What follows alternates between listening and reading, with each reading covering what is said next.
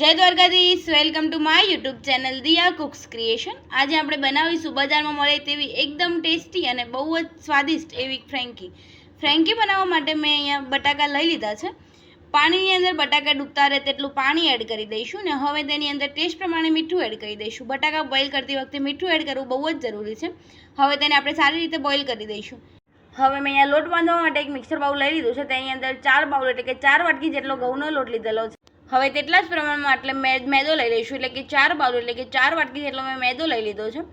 હવે તેની અંદર આપણે ટેસ્ટ પ્રમાણે મીઠું એડ કરી દઈશું અને હવે અહીંયા મીઠું એડ થઈ જાય ત્યારબાદ તેને આપણે સારી રીતે મિક્સ કરી લઈશું, જેથી કરીને લોટની અંદર મીઠું બરાબર સારી રીતે મિક્સ થઈ જાય। ને હવે તેની અંદર થોડુંક પાણી એડ કરીને આપણે તેની અંદરથી સારો એવો જેમ રોટલીનો સોફ્ટ લોટ બાંધતા હોય તે પ્રમાણે આપણે તેનો સોફ્ટ લોટ બાંધી દઈશું।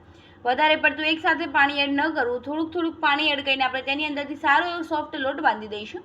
અહીંયા આપણો લોટ સારો એવો સોફ્ટ બંધાઈને તૈયાર થઈ ગયો છે। હવે તેની અંદર 1 મોટી ચમચી જેટલું તેલ એડ કરી દઈશું। હવે તેને આપણે સારી રીતે ઓઇલી કરી દઈશું, જેથી કરીને લોટ આપણો ડ્રાય ન થઈ જાય અને ફ્રેન્કી પણ આપણે સોફ્ટ અને ક્રિસ્પી એવી તૈયાર થઈ જાય, જેથી કરીને આપણે લોટને સારી રીતે ઓઇલી કરી દઈશું। હવે લોટ આપણો સારો એવો ઓઇલી પ્રકારનો થઈ ગયો છે, તમે જોઈ શકો છો। થોડીક વાર પછી આપણો લોટ સારો એવો બંધાઈને તૈયાર થઈ ગયો છે, તેને આપણે ઢાંકીને થોડીક વાર માટે રેસ્ટ આપીશું। ત્યાર સુધી અમે ફ્રેન્કીનો મસાલો બનાવવા માટે એક મિક્સર બાઉલ લઈ લીધું છે। મિક્સર બાઉલની અંદર 2 મોટી ચમચી જેટલું તીખું લાલ મરચું એડ કરી દઈશું અને 1 મોટી ચમચી જેટલો ધાણા જીરાનો પાવડર એડ કરી દઈશું। ધાણા જીરાનો પાવડર એડ થઈ જાય ત્યારબાદ તેની અંદર 1 મોટી ચમચી જેટલો આમચૂર પાવડર એડ કરી દઈશું અને અડધી ચમચી જેટલો ચાટ મસાલો એડ કરી દઈશું। હવે આપણે તેને સારી રીતે મિક્સ કરી લઈશું। તમે જોઈ શકો છો અહીંયા આપણો મસાલો સારો એવો મિક્સ થવા લાગ્યો છે અને અહીંયા થોડીક વાર પછી તમે જોઈ શકો છો આપણો ફ્રેન્કી માટેનો ચટપટો મસાલો સારો એવો તૈયાર થઈ ગયો છે। હવે મસાલાને આપણે સાઈડમાં મૂકી દઈશું ને અહીંયા મેં વેજીટેબલ માટે આ રીતે કોબીજને ઝીણી સમારીને લઈ લીધી છે અને ડુંગળીને પણ આ રીતે મોટી સ્લાઇસમાં કટ કરીને લઈ લીધી છે। હવે તેની અંદર જે આપણે ફ્રેન્કી મસાલો બનાવ્યો હતો તે ફ્રેન્કી મસાલાને 1 ટેબલ સ્પૂન જેટલો એડ કરી દઈશું અને આપણે તેને સારી રીતે મિક્સ કરી લઈશું, જેથી કરીને આપણું વેજીટેબલ સારું એવું ફ્રેન્કી મસાલા સાથે મિક્સ થઈ જાય। અહીંયા આપણા વેજીટેબલ સારા એવા મસાલાવાળા થઈ ગયા છે। હવે તેની અંદર ટેસ્ટ પ્રમાણે મીઠું એડ કરી દઈશું અને તેને આપણે સારી રીતે મિક્સ કરી લઈશું। અહીંયા મેં ચટણી બનાવવા માટે મિક્સર જાર લઈ લીધો છે, તેની અંદર ડાળી સહિત 1 કપ જેટલા આપણે કોથમીરના પાનને એડ કરી દઈશું ને અહીંયા મેં 6 થી 7 કળી જેટલું લસણ, 3 થી 4 લીલા મરચાં અને 1 ઇંચ જેટલો આદુનો કટકો લીધેલો છે, તે બધા જ મસાલાને આપણે કોથમીરની અંદર એડ કરી દઈશું। આદુ, લસણ અને મરચાં કોથમીરની અંદર એડ થઈ જાય ત્યારબાદ તેની અંદર અડધા ગ્લાસ જેટલું પાણી એડ કરી દઈશું। પાણી એડ થઈ જાય ત્યારબાદ તેની અંદર 4 થી 5 જેટલા આઈસ ક્યુબ એડ કરી દઈશું, જેથી કરીને ચટણીનો કલર ચેન્જ ન થાય અને ટેસ્ટ પ્રમાણે મીઠું એડ કરીને તેને આપણે સારી રીતે ગ્રાઇન્ડ કરી લઈશું। તમે જોઈ શકો છો અહીંયા આપણી ચટણી સારી એવી ગ્રાઇન્ડ થઈને તૈયાર થઈ ગઈ છે।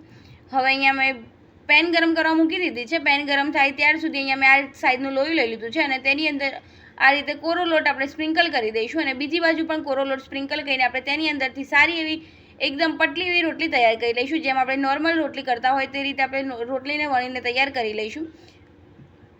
હવે થોડીક વાર પછી તમે જોઈ શકો છો આપણી રોટલી સારી એવી એકદમ પતળી અને બહુ જ સારી એવી તૈયાર થઈ ગઈ છે। આ રીતે આપણે બધી જ રોટલીને એકદમ પતલી અને બહુ જ મોટી એવી રોટલી વણી લઈશું। હવે રોટલી વણી જાય ત્યારબાદ આપણે તેને પેન ગરમ થઈ જાય ત્યારબાદ આપણે તેને પેનની અંદર એડ કરી દઈશું અને તેને આપણે પ્રેસ કરતા જઈને શેકી લઈશું। આ રીતે થોડાક બબલ્સ આવી જાય ત્યારબાદ તેને આપણે પલટાવી લઈશું, વધારે પડતી રોટલીને નહીં શેકવાની। હવે તેને આપણે બીજી બાજુથી પણ થોડાક એવા બબલ્સ આવી જાય એટલે આપણી ફ્રેન્કી માટેની રોટલી તૈયાર થઈ ગઈ છે। અહીંયા મેં સેમ પ્રોસેસથી બીજી રોટલી પણ વણીને લઈ લીધી છે। હવે તેને આપણે સેમ પ્રોસેસથી બીજી રોટલીને પણ આ રીતે જો બબલ્સ આવી જાય ત્યારે તેને પલટાવીને આપણે શેકી લઈશું। અહીંયા બીજી બાજુ પણ થોડાક બબલ્સ આવી જાય એટલે આપણે તેને ફરી પલટાવીને ફ્રેન્કી માટેની રોટલી અહીંયા સારી એવી તૈયાર થઈ ગઈ છે। તે જ રીતે મેં અહીંયા રોટલીને શેકીને લઈ લીધી છે। આ રોટલીને તમે ફ્રીજની અંદર 1 મહિના સુધી સ્ટોર પણ કરી શકો છો। અહીંયા આપણા બટાકા સારા એવા ઠંડા થઈ ગયા છે। બટાકા એકદમ ઠંડા થઈ જાય ત્યારબાદ આપણે તેને હાથની મદદથી મેશ કરી દઈશું। એકદમ ઠંડા બટાકા હશે તો તેની અંદર મોઇશ્ચરનું પ્રમાણ ઓછું હશે, જેથી કરીને તે આપણો મસાલો ચીકણો નહીં થઈ જાય। હવે બટાકા આપણા સારી રીતે મેશ થઈ ગયા છે, તમે જોઈ શકો છો। હવે તેને વઘારવા માટે અહીંયા એક કઢાઈ ગરમ કરવા મૂકી દીધી છે।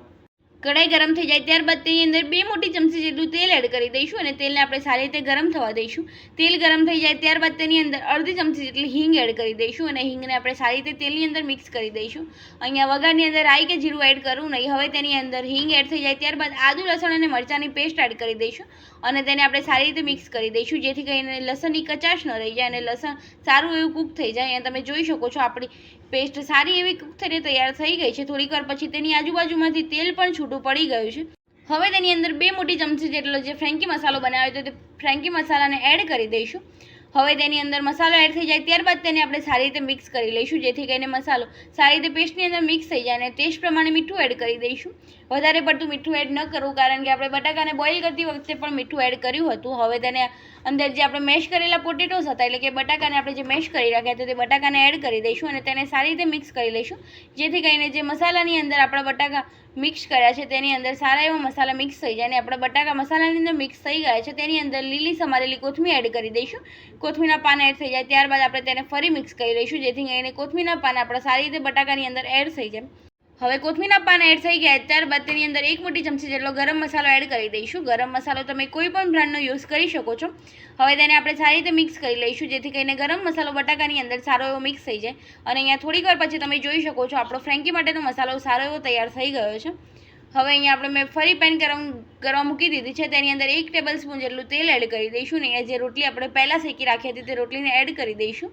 તમે તેલની જગ્યાએ ઘી પણ યુઝ કરી શકો છો. હવે તેલની અંદર આપણે આ રીતે રોટલીને એડ કરી દઈશું અને તેને ઉપરથી પ્રેસ કરતા જઈને આપણે તેને ગોલ્ડન બ્રાઉન એવી ફ્રાય કરી લઈશું. હવે તેની ઉપરથી આપણે થોડું તેલ સ્પ્રિંકલ કરી દઈશું, જેથી કરીને બંને બાજુથી તેલ આપણું એડ થઈ જાય. હવે તેને આપણે પલટાવીને તમે જોઈ શકો છો આપણી રોટલી સારી એવી ક્રિસ્પી એવી તૈયાર થઈ ગઈ છે.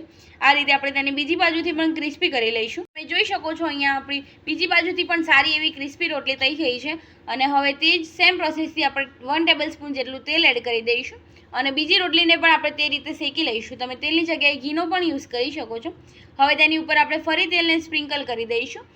હવે તેલ એડ થઈ જાય ત્યારબાદ આપણે તેને સારી રીતે પલટાવી દઈશું અને તે જ રીતે આપણે તેને ગોલ્ડન બ્રાઉન થાય ત્યાર સુધી આપણે તેને શેકી લઈશું, જેથી કરીને આપણે ફ્રેન્કી માટેની રોટલી સારી એવી શેકાઈ જાય. વધારે પડતી નહીં શેકવી, કારણ કે જો ફ્રેન્કીની રોટલી કડક થઈ જશે તો તેના રોલ નહીં સારા થાય.